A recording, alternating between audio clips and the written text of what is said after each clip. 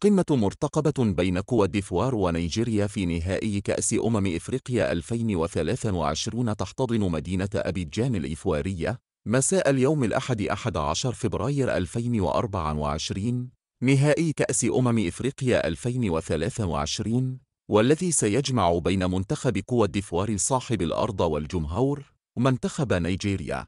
النسور الخضراء تعود هذه لمواجهته الرابعة بين المنتخبين في نهائي كأس إفريقيا، حيث تقابلا سابقا في أعوام 1965 و 1992 و 2013 وحقق كل منهما انتصارين.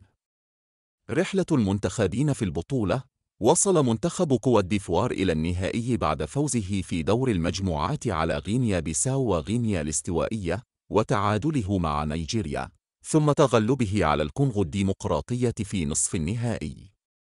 أما منتخب نيجيريا فقد تصدر مجموعته بعد فوزه على غينيا بيساو وبوتسوانا وتعادله مع مصر، ثم تغلب على جنوب إفريقيا في نصف النهائي بركلات الترجيح. يعرف المنتخب الإيفواري بوجود نجوم بارزين مثل سيباستيان هالر، نيكولاس بيبي، أريك بايلي، بينما يتميز المنتخب النيجيري بوجود لاعبين مميزين مثل فيكتور أوسيمين، كيليت شيء هيانتشوا، وويليام تراوست إيكوانجا. تتوقع أن تكون المباراة قوية ومثيرة، حيث يسعى كل منتخب للتتويج بلقب البطولة، ويمكن القول إن حظوظ الفريقين متساوية، مع أفضلية طفيفة لمنتخب كوت ديفوار صاحب الأرض والجمهور. مهما كانت نتيجة المباراة، فإن نهائي كأس إفريقيا 2023 سيكون حدثاً تاريخياً، حيث استشهد القارة السمراء تتويج بطل جديد بعد 3 سنوات من البطولة الأخيرة.